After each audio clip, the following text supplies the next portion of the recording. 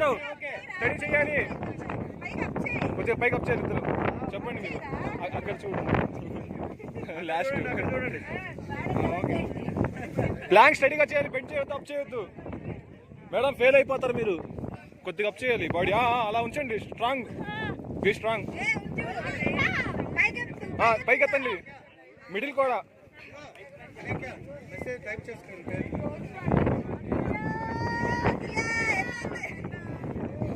Madam కొద్దిగా మీరు up చేయాలండి మేడం.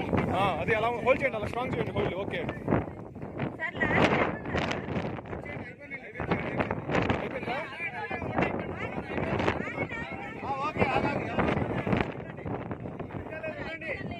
అక్కడ ఎంతమంది?